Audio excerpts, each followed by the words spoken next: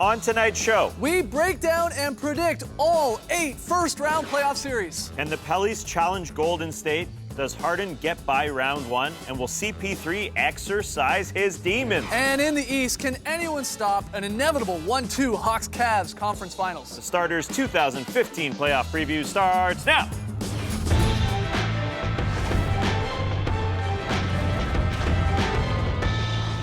Good evening, Sweet World, and welcome to the Starters 2015 NBA playoff preview show.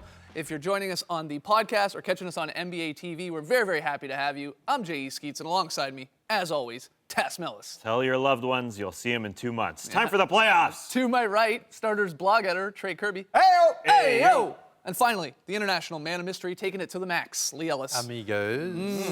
Yes, the playoffs finally starting this weekend. This is one of our favorite shows of the year.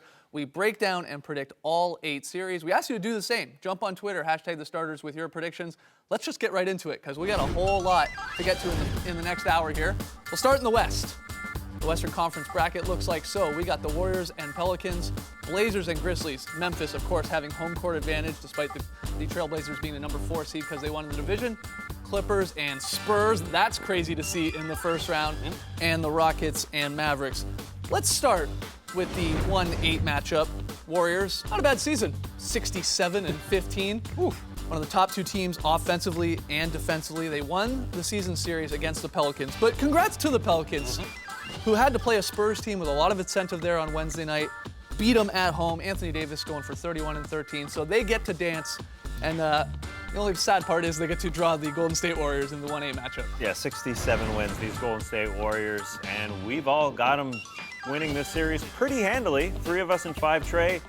Calling the sweep. I'm bold, man. If I think the Pelicans are a worse team, I'm going to say it. Go Warriors in this one. The sweep is just so rare. But we all think and we all know that the Warriors are going to take this. It's time for them to take center stage. Doesn't it seem like their championship tale is sort of written already? Wow. The boyish MVP taking center stage, the highest paid player coming off the bench. You've got the Roracle happening, this great team. 67 wins, one of just 10 teams to ever finish with 67 W's. I mean, we're going to watch them take center stage. They've obviously owned late nights here on the East Coast. For sure. But now it's time for them to take prime time and to really shellac the Pelicans. Yeah, it's just an unbelievable season. I mean, when you look at point differential, just where they fall at some of the best teams of all time, a lot of these teams with a plus 10 point differential in the season going on to win the title. The only one, 71-72 Bucks. They lost in the Western Conference Finals to another team that had an incredible season that year in the Lakers, who went on to win it. It's amazing. You don't worry at all about, Steve Kerr having never coached in a playoff series and nobody on this Warriors roster even getting to the NBA Finals. You don't care at all about the experience being an issue? Well, Steve Kerr does have a little experience winning championships. That's He's true. got 5 titles of his own, so he does not necessarily as a coach know what it takes to win a title, but he definitely knows as a player. And you just look at the matchup here between the Warriors and Pelicans, and there's not really anywhere that the Pelicans really have an advantage, it doesn't feel like. It's going to be a bit of a rude awakening when they get to Golden State, into the Roracle, and they see just how loud and crazy a playoff atmosphere can be. At least the Warriors do have experience playing in the playoffs.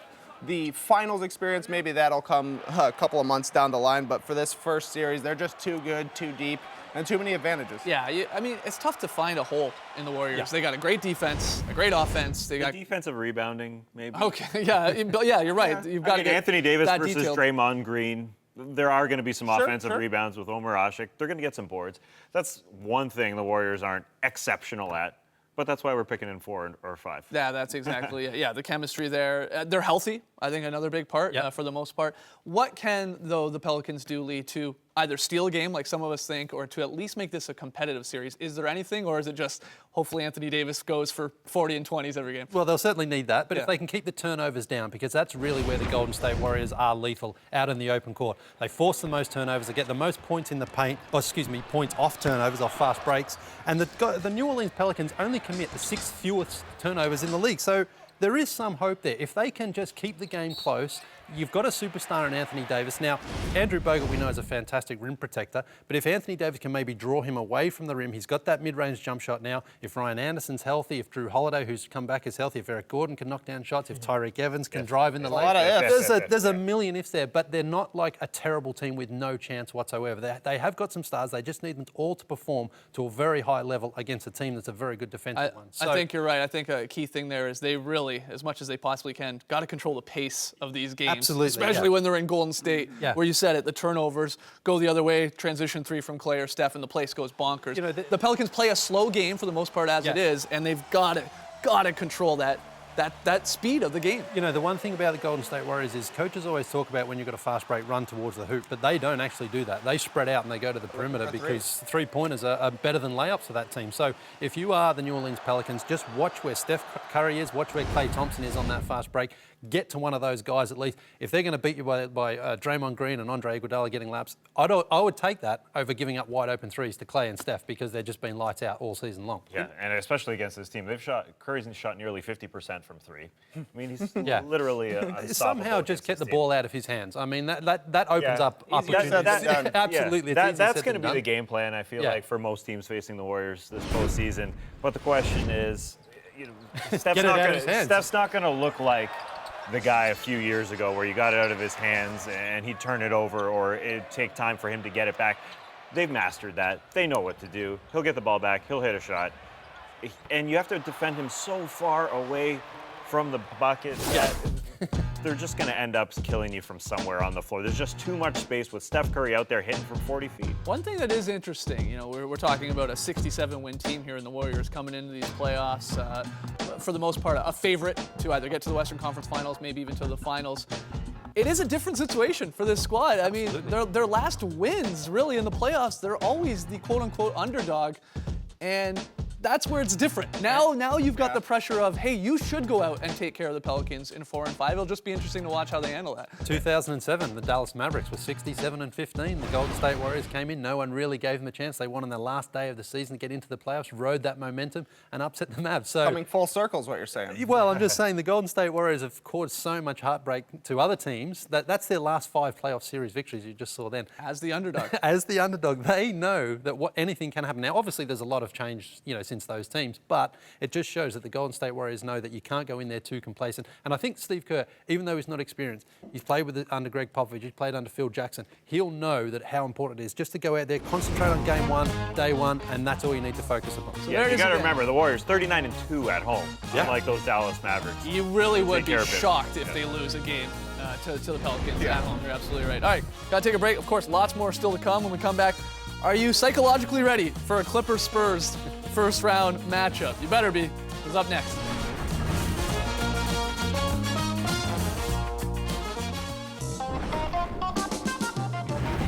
Back with the Starters NBA playoff preview show. We're still in the Western Conference. Let's get to our next series and make our predictions. And we'll go with the Clippers-Spurs here in a 3-6 matchup, which is crazy. Too early. Too early. It does feel like that. They split the season series 2-2, whatever you want to put into that. Clippers, one of the strongest teams in the NBA right now. We're always talking about how great the Spurs were coming down the stretch. Clips won 14 of their final 15 games, and the Spurs on the final night of the regular season, looking like they had the possibility to be the number 2 seed in home court advantage, and suddenly now they're on the road. We'll be visiting LA. Crazy turn of events, and it just feels weird that this will be in the first round and that one of these teams will be going home early. Predictions? Well, we disagree a little bit. Lee, Trey, and myself all like the Spurs in 6. Tass going with the favorite, really, in terms of seeds, the Clippers in a tough 7 game. This is a very difficult series to try and predict, though. Yeah, are they the favorite? It doesn't feel like it against the San Antonio Spurs. It feels like the Spurs are the favorite. We're calling them the second best team in the conference for the last couple months. Yeah. But I think the Clippers have the tools to beat the San Antonio Spurs. It sounds crazy to say because the Spurs have everything going for them, but with the Clippers, you've got an athletic front line. We saw Anthony Davis cause some problems against the Spurs on Wednesday. They've got shooting on the outside, and they've got a heady point guard that needs to beat the Spurs in his mind. I think he's got to exercise the demons against the San Antonio Spurs team after losing to them in 2008 and exercise the demons from last year. The way he finished that series in Oklahoma City, in the second round, giving the ball away, very un-Chris Paul-like. Yeah, basically the worst minute of his career probably between the ill-timed turnover and the ill-timed foul on a three-pointer. Yeah. Not typical Chris Paul stuff, but a typical Chris Paul reaction on this horrible, horrible call. That was a brutal call, and then the bad turnover here late in the game. I'm with you, Taz. I'm a huge Chris Paul fan, and it, in a weird way, almost hurts me to pick the Spurs and think again that Chris Paul, in possibility, could be out in the first round. Yeah. And we just get a whole other year of, oh, is he that great? Kicking his team far. I mean, this is just an unbelievable matchup. Yeah. And go ahead. Well, just like the San Antonio Spurs you mentioned, like they don't have home court, but I still think they are the favourite to win this series just because they've been there so many times, and Chris Paul has had these instances the last couple of years where he can't get his team over the line. But I think you're right, Tass, in terms of the Clippers starting five can probably hang with the San Antonio starting five, but that's when I think the comparison ends. When you look at those two benches, the Los Angeles Clippers bench is nowhere near as dominant as the San Antonio I would say it's Spurs on the bench. exact opposite end of the spectrum. Exactly. Like once they go to their bench, you're out there just treading water, whereas the San Antonio Spurs bench comes out there and they really look to extend the lead or certainly at least not lose the lead anyway. And when you're talking about a series that could go 6 or 7 games, all of us think it's going to go deep, that's where I think it's really going to add up against the Clippers because they're going to have to play such heavy minutes, their starters. I think if it goes to 5, 6, 7 games, I think they're just going to run out of puff, whereas the Spurs, they just find that extra gear. Ran out of puff. That's a good saying. Is that an Australian saying? I've never heard that one. Well, one thing that is different, though, the Spurs don't start on the road. Hardly ever. In their 18-year history here, they've gone to the playoffs 18 years in a row. This is only the second time that they're starting on the road. This is different for them, and it must be a little shocking to them after losing on Wednesday night, going from it looked like the second seed to the 6th seed. They're not an incredible road team at only 22-19, but I feel like, you know, you got to nitpick against this team because they're just that good. And I think Greg Popovich, even though they lost on Wednesday night, I think he was smiling on the inside because he thought Greg to himself, Popovich smiles? Yeah, he was on the inside, obviously, not on the outside. But he thought to himself, we're playing a playoff road game here, and it's nice that we get hammered right at the beginning of games because it happens to every team, every NBA season. It's good for us to go through one of these on the road because it's bound to happen. So to get it out of their system, I think for them is a good thing. One thing to watch for in this series is how long these games might go. And I'm alluding to the fact that we could get some Greg Popovich and the Spurs playing hack-a-DJ, hack-a-DeAndre Jordan, whatever you want to call it. We saw them do it in the regular season. I believe it was sort of mid-February there. They sent him to the line, DeAndre Jordan, 28 times. 28 times. He shot 10 for 28 at the line that night.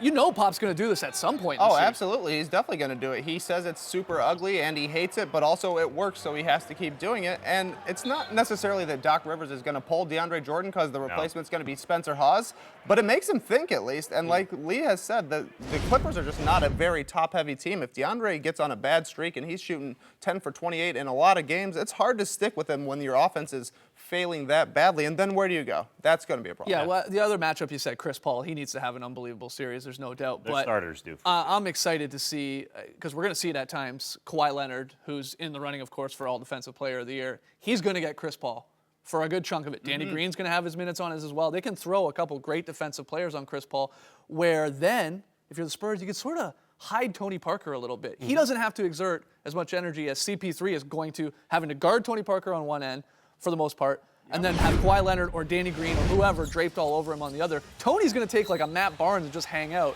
and I think he could be huge offensively because of that. Definitely, and in the past playoffs, putting a big guy on Chris Paul has been a way to frustrate him. He hated when Thabo Sefolosha has been on him. He's just hated having that much extra length on him in the past, and now the Spurs are going to be able to throw 2 guys at him. Not to mention Corey Joseph will come in, play 5 minutes, and just press him full court. They're going to make it tough for Chris Paul. I just believe in the Clippers starters. They're definitely thin. We know that, but I said, you know, the starting front line of Blake Griffin and DeAndre Jordan causes problems to the Spurs. Blake Griffin, 25 points a game this year against the Spurs.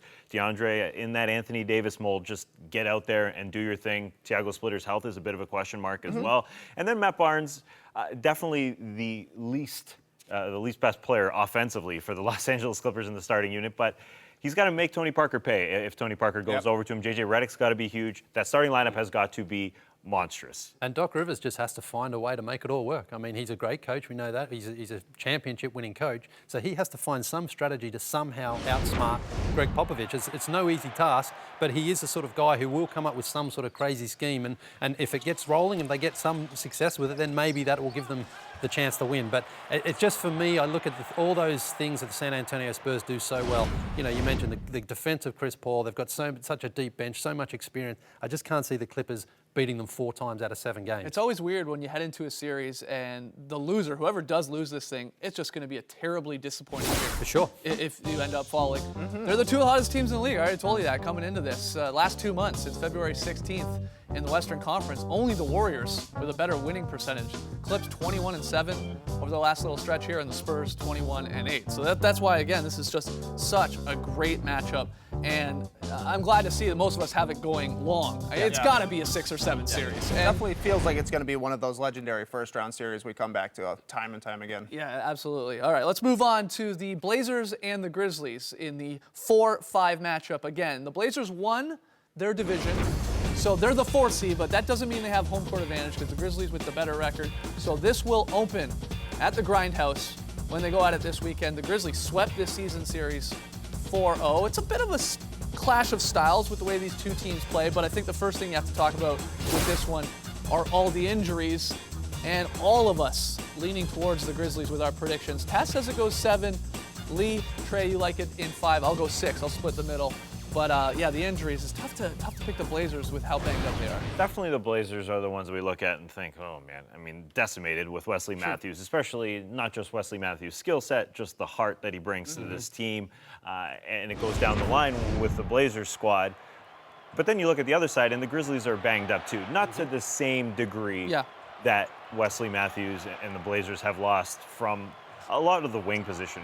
Aaron Aflalo, we don't know his situation. He is Wesley Matthews' replacement. He's got a shoulder injury. We're going to see him during the series. Will we see him right at the beginning? We don't know. Nicholas Batum, we can expect him to play, but he is banged up. And then you look at the Grizzlies. Tony Allen hasn't played in a while, 9 straight games because of a hamstring injury. And Mike Conley isn't 100% as well with the foot sprain. He hasn't played in 4 games. So that's, to me, it takes a little bit away from this series, and I feel like it's really evenly matched. I mean, the Memphis Grizzlies just haven't played great basketball the last few months. Definitely true. So I feel like it's going to go long. I think LaMarcus will get off, and it'll just be a long, grinded-out series with the Grizzlies finding a way to take it. I was going to say, is that why you ultimately, in the end, go with the Grizzlies in 7? You think it's going to be a long series back and forth, but the stars of the Blazers in Aldridge and Lillard going up against the stars of the Grizzlies in Gasol and Zebo? I mean, grind it out, battle it out? Well, the Grizzlies just aren't playing great basketball. Sure. And they'll find a way to win 4 games. I just think that the Blazers will find a way to win 3 games, but that'll probably be the extent of it. And the home court advantage thing is kind of huge for the Grizzlies. Their bench plays a lot better when they're in the Grindhouse, and with Tony Allen struggling with injuries, Mike Conley struggling with injuries, they're going to need their bench a lot more. And it's nice to have 4 games where you can expect the bench to probably show up, as opposed to 4 games on the road where you never really know what you're going to get from the Grizzlies. I just think it's going to be too many pieces missing for the Blazers, which is too bad because they definitely play a style of basketball that would be kind of a perfect opposition for the Grizzlies. Well, that's exactly it. You're right. Again, it's that clash of styles. The Blazers, they want to shoot a bunch of three-pointers. They're 3rd in the league in terms of three-point attempts, while the Grizzlies, they want to do their work inside. And why wouldn't you when you got Zebo and Marc Gasol and co there? They're 1st in the league in points in the paint. So which style wins out here? Will the 3-ball be dropping for the Blazers and keep them in some games? Of course, going through Aldridge as well, who has played great. Yeah. And it gives them some trouble. Actually gives a guy like Zebo some trouble because of his length on the block. He does, and Lillard and he were both fantastic in the first round against the Rockets last year. But the reason I went for the Grizzlies is even when they were fully healthy, the Grizzlies handled them pretty easily this season, I felt. And that's where I think that the Blazers are going to struggle. I just don't think they can really handle Zebo and Marc Gasol because Mike Conley, as you mentioned, is injured, and so is Tony Allen. But those other guys are just such good grind-out players. It just slows the game down for the Blazers. And I think that, Lillard's going to have to carry such a heavy workload, and Aldridge as well. I mean, they're very good players. They're all stars, but I'm just not sure if they can really tough it out for a whole 7-game series. And I don't think it's even going to go that far. I think it's going to be the Grizzlies in 5 for that reason. But you just said it. Like those two guys, Aldridge, Lillard, they are in that superstar level. We saw what Aldridge did in last year's playoff when they sort of upset the Rockets in the first round. He was a monster. Yeah, he was in the first couple of games, and Lillard with the big shot to end the series. Yeah, I think with Mike Conley sort of hobbling around, and we'll definitely see him. You're probably going to see Tony Allen on Damian Lillard just to take some shots away, because he is the weapon that will help out Lamar. LaMarcus is going to get off. I don't think there's a question about that. It's whether Dame is going to help him out, and I think the Grizzlies are going to try and take him out with Tony Allen. It's really disappointing, just the Blazers having lost all those players, because they were having such a good season. Yep, for sure. Wesley, as we've mentioned, is the heart and soul of that team as well. So just disappointing that we won't get a chance to see him. There's the picks again. All of us going with the Grizzlies. Tass likes it going 7. Which, look, I got you, Blazers fans. We're all fans of Game 7, so let's hope we get it. All right, when we come back, we'll look at the West 2 and 7 matchup and debate whether the Mavericks can upset their Texas rivals. Come on back. You're watching the Starters NBA Playoff Preview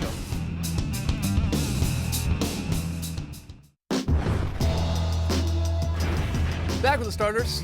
Let's get to our final Western Conference matchup and make our predictions for the Rockets and the Mavs in the 2-7 spot. Hey, a couple more 50-win teams out west there. See the Rockets doing it both offensively and defensively. I think it always surprises people that they're really a better defensive team than they are an offensive one because of James Harden. And you see the Mavs offensive and defensive ratings as well. Rockets took the season series 3-1. So predictions, where are we going? Whoa, that's a lot of red on the screen. Everyone leaning towards the Rockets as the favorites, again with the home court advantage as the 2 seed, but a lot of us have it going long. Tass and Lee say in 7 games Rockets. Trey and I say this one will end in 6. This is a weird series, but there's a lot of sort of fun angles to tackle, be it the Chandler Parsons revenge game or Mark Cuban and Daryl Morey probably going at it on Twitter at some point. Maybe playoff Rondo, is that a real thing still? But I think you have to start with James Harden and whether the Mavs can slow him down. Yeah, and whether or not James Harden can win a playoff series as a #1 guy. Because the reason they lost last year to the Blazers was because James Harden wasn't himself, it felt like. He did not get going until basically Game 6, which was the last game of the series. This is James Harden we're talking about. We're talking about an MVP candidate who didn't really have a good series. I think that's been weighing on his mind all offseason during the FIBA tournament. Am I going to get better come this postseason? Because last year, from the regular season to those 6 games that he played against the Blazers, everything dropped off.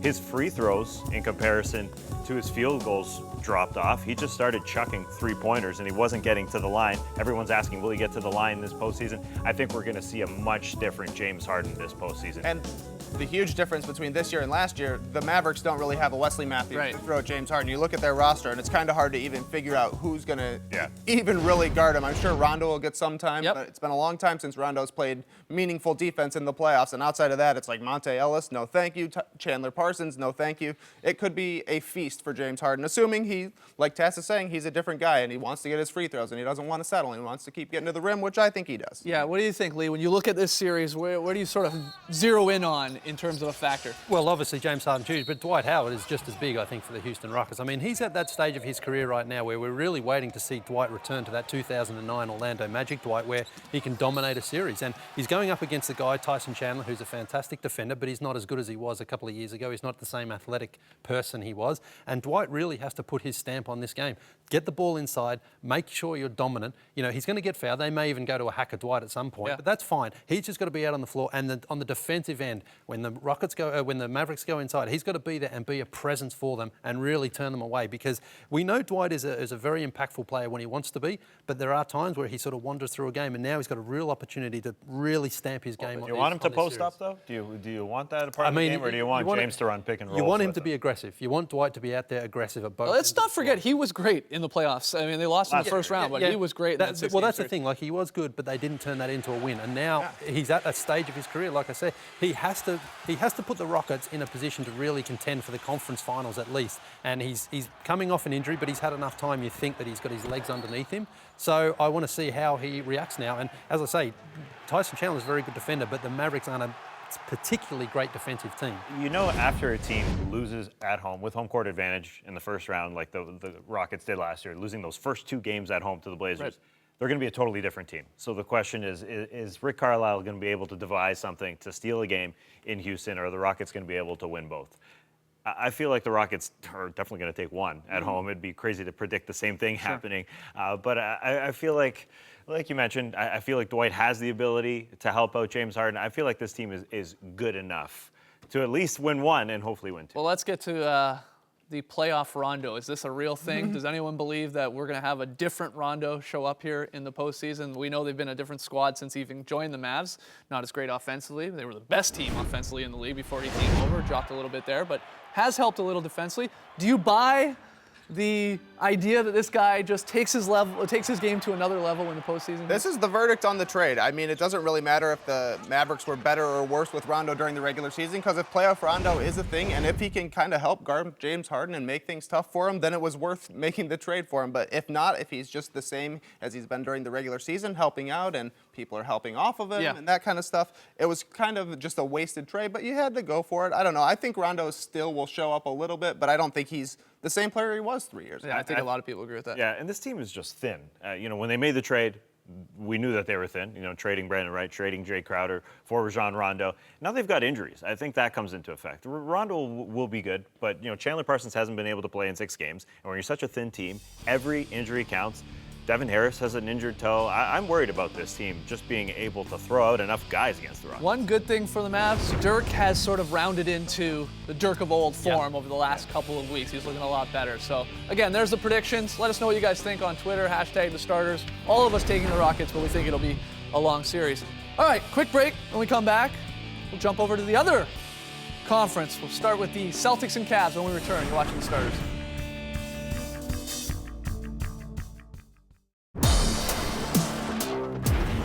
Welcome back to The Starters NBA playoff preview. We've tackled the West, made our predictions for those 4 series, so let's do the same in the Eastern Conference. Quick look at the entire bracket.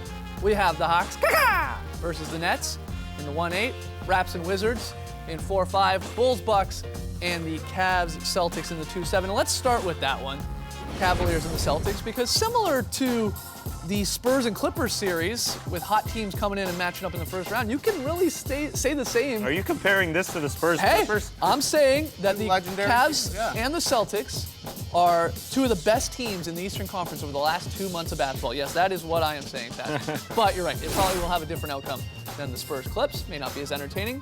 And all of us are taking the Cavaliers in this one. Not a surprise. Tass and myself going Cavs in 5. We like the Celtics and Brad Stevens stealing 1 game. Lee and Trey say, no. Get the brooms out. LeBron and the Cavs will take care of business. This is going to be fun to watch the Cleveland Cavaliers just start their run with their big 3 into the postseason. How can the Cavs steal a couple games? I think the only way they can really steal a couple games is if LeBron says, hey, you guys go get your feet wet. Kyrie, Kevin Love, go do your thing. I'm just going to hang out, sort of like he did at the beginning of the season where he kind of hung out on the perimeter and said, I want to see how you guys play. And then maybe the Cavs can steal a couple games, or the Celtics, I should say, could steal a couple games, but I don't see it happening. Yeah, this to me seems like the least competitive series of the first round. The only reason the Celtics got 2 wins against the Cavs in the regular season is because LeBron didn't play. I just think that LeBron is going to set the tone from the outset, saying, this isn't the same old Celtics, this isn't the same Cavs, we're running right through you. What will be fun to watch is Kyrie Irving and Kevin Love getting their first playoff experience here. I mean, they've never even been to the postseason, which is crazy to say. LeBron, when you look at the key players, at least when it comes to the Cavs, the only one with any real playoff experience, J.R. Smith with 51 games under his belt. But yeah, it's as much as I love the Celtics and how they played over the last couple months, and especially what Brad Stevens can get out of a team, it's tough to try and imagine the Celtics slowing down LeBron. Jay Crowder, big fan of him, but good luck. Evan Turner, yikes.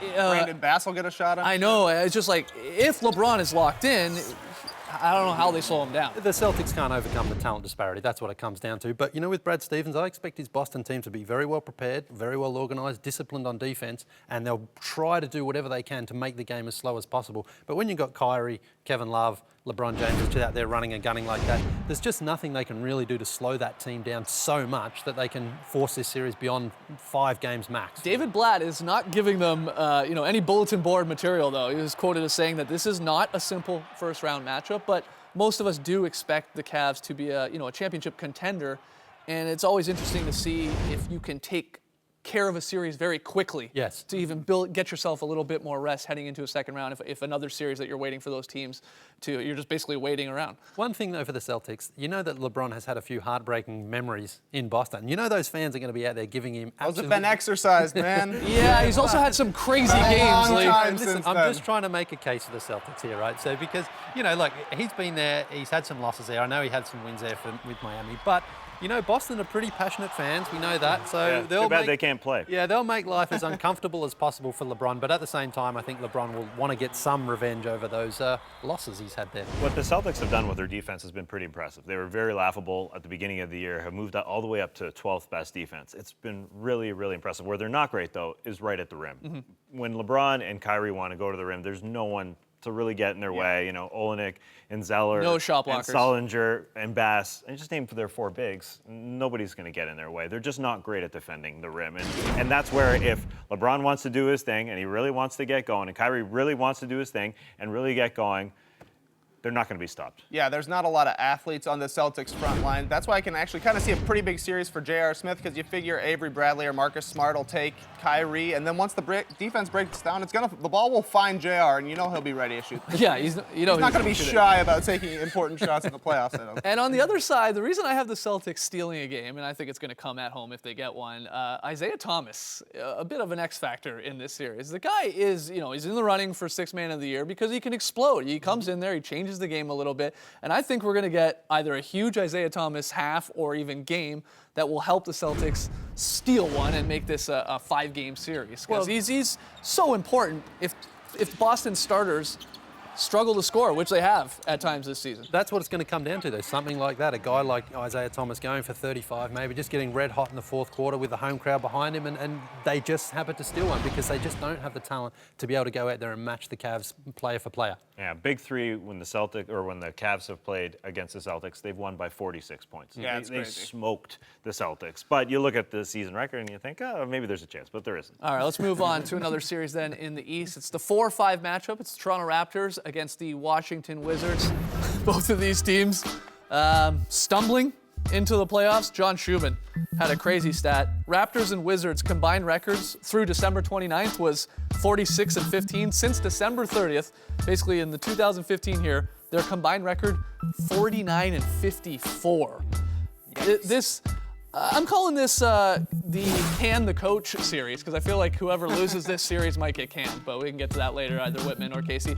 All of us taking the Raptors. I think this is one series where a lot of people might be split, whether you take the Wiz or the Raps, but all of us say this thing. We're all hedging here. Going Game 7, back in Toronto with the Raps coming out on top. Of course, they lost Game 7 at home last year to the Brooklyn Nets, so that would have to change there. This is a weird series, though, with the way these teams have come into the playoffs. Yeah, when you're picking 7 games, you see any expert picking 7 games, you basically don't know what's going to happen. Yeah. And you're just throwing a dart at the dartboard here. And the dart is, in this case, that the Raptors lost Game 7 at home. There were 5 round ones that went to Game 7 last year. 4 home teams won, and the Raptors were the only ones who didn't.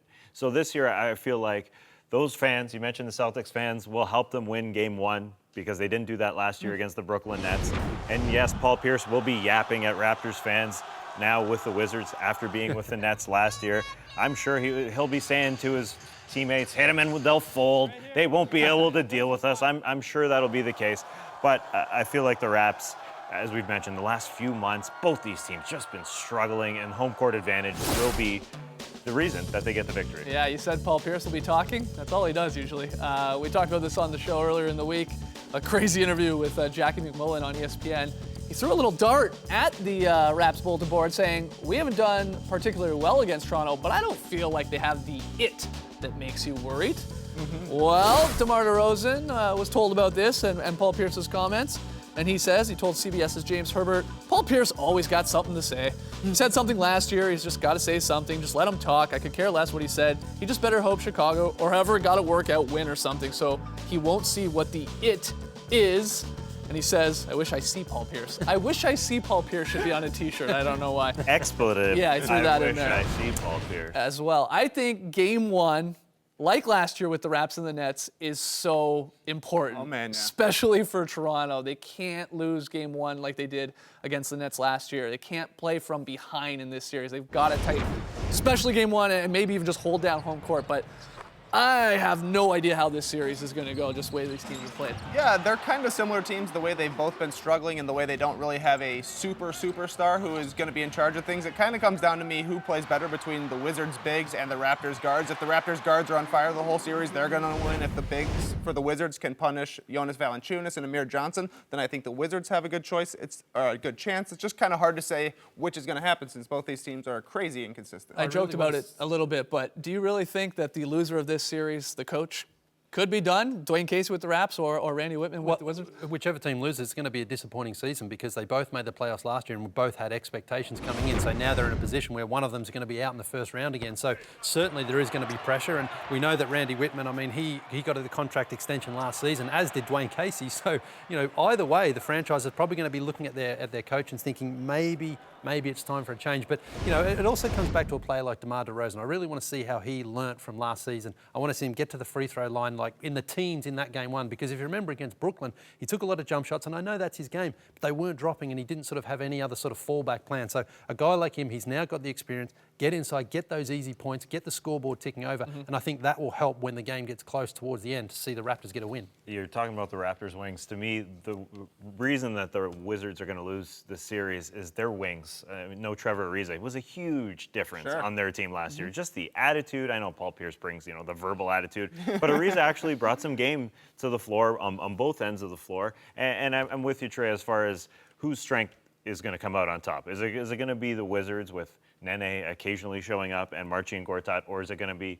Lowry taking this team on his back along with DeMar DeRozan? It's whose strength will come out on top. It's very difficult. Tass, you're a Raps fan like I am. How petrified are you that Paul Pierce is going to hit a game winner against this team at some point?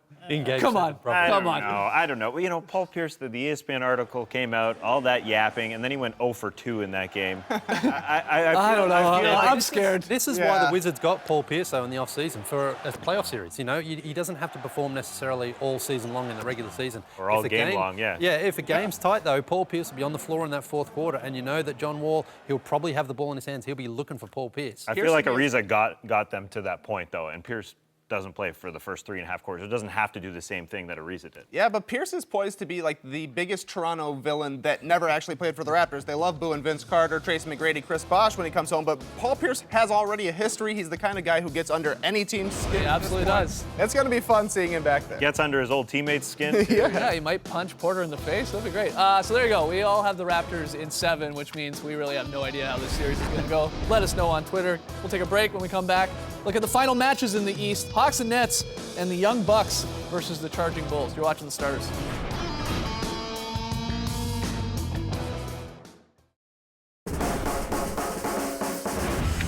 Welcome back to The Starters NBA playoff preview show. Let's get to the final 2 series in the Eastern Conference, and we'll start with the Hawks and the Nets. It's the 1-8 matchup. The Nets getting in over the Pacers on the final day of the regular season.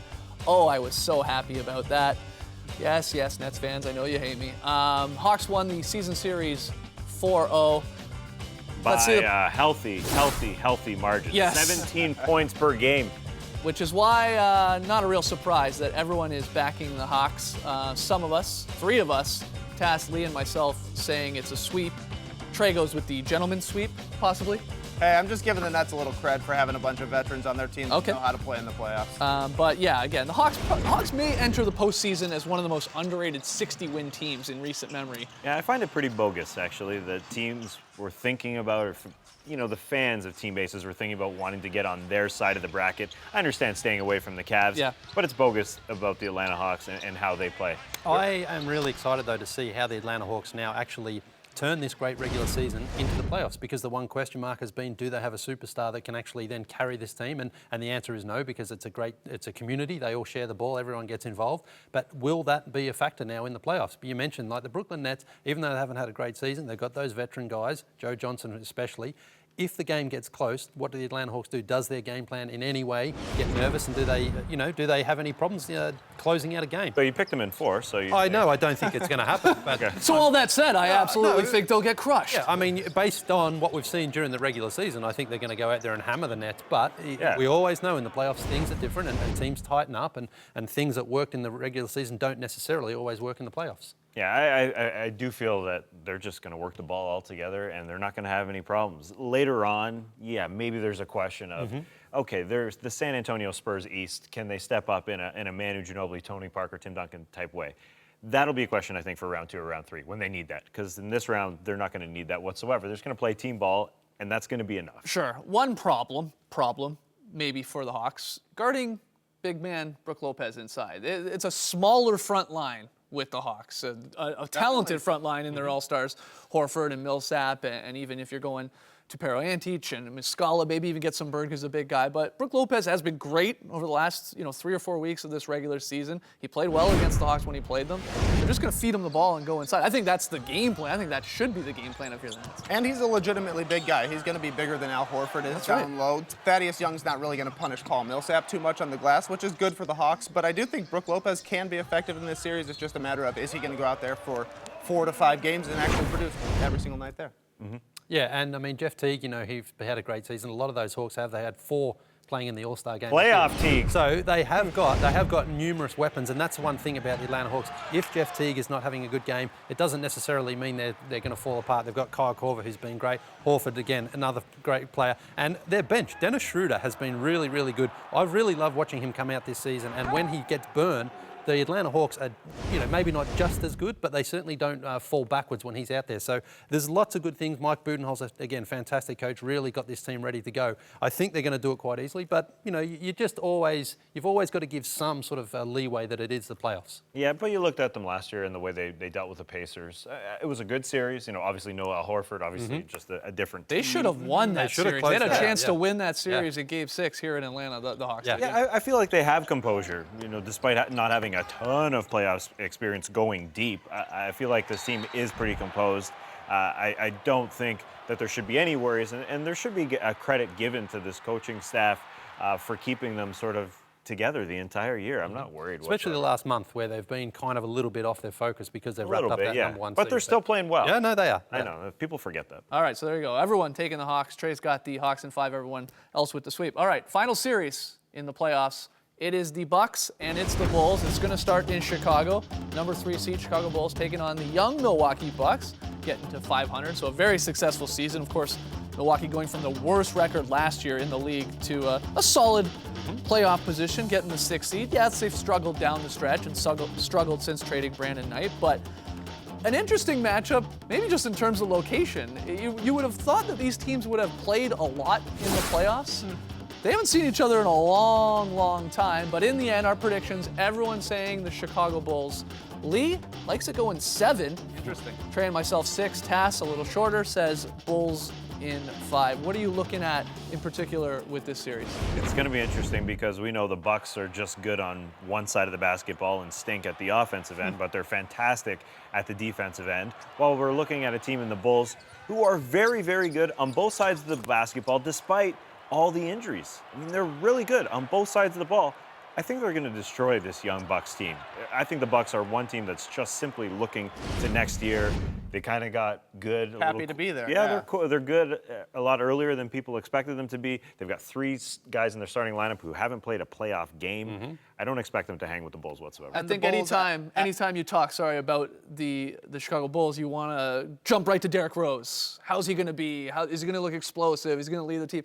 I don't think he has anything to worry about in this series, honestly, because the front court of the Bulls are going to be trouble for the Milwaukee Bucks. I mean, again, if they're all healthy. Well, the Bulls have been legitimately great when their starting lineup has been healthy this year. It's the first time they're going into the playoffs with a healthy, intended starting lineup since 2012, and it just seems like they just have too many players when you factor in their bench being a lot, much improved this year. I think you're right about Derrick Rose not having to do a whole bunch. He's just going to have, 4 to 7 games to kind of get back in the swing of things, which is going to be nice for them. It's going to be weird just seeing him in the playoffs. It's been 4 years since he's been there. I think it's a perfect storm for the Bulls getting the 3 seed and then again, the possibility of playing the Cavs in the second round because just that Rose doesn't have to go out there and worry about putting up 30 points a game or anything. They're going to win this with their front court. They're going to go through those guys. It's going to go through Pau Gasol. The offense is going to run through Noah for the most part. Mirotic, whatever. it'll be the bigs that win this series, and Rose can slowly sort of just work into it. And then we'll really have to take on a bigger role to try and upset the Cavs if they meet. And it's a big advantage to the Bulls. Like you said, the regional thing, playing 2 hours, a 2-hour drive. You stop at the Mars Cheese Castle on your way up to Milwaukee, and then you're there. There's going to be 7 home games for the Bulls this year. The Bucks were trying to sell $35 for 2 seats just so that they could fill out their arena in playoff games, because they know that the fans haven't necessarily shown up, and Bulls fans, there's a ton of Bulls fans in Milwaukee in the first place. It's an easy drive. There's going to be a lot of red in the crowd and not necessarily the green and red. You know, you say the Bucks are happy to just be there, but no one even expected them to make the playoffs. I think they're a little bit of an unknown quality in that respect. And I think... And you've got this thing going 7. Yeah, because I just like how you mentioned, Tass, they're only good at one end of the floor. Well, defense is fine. That's good. I'd rather them be better at defense and offense right now, because at least they can stop a team from scoring. So, I mean, I think the Bulls are going to win, but I'm really interested to see how Yanni plays in the series. I mean, Michael Carter-Williams, we know, is not a great shooter, but maybe he can cause a few problems for Derrick Rose. Who knows? Jason Kidd did a great job with Brooklyn last year in the playoffs. So, you know, the Bulls will win this series, but I'm excited to watch it just to see how the Bucks perform. Very pumped that we have Anthony Davis in the West and the Greek Freak in the East in the playoffs. That'll be fun. All right, one more break. When we return, a wedgie on the final night of the regular season. Romantic. Could it be true?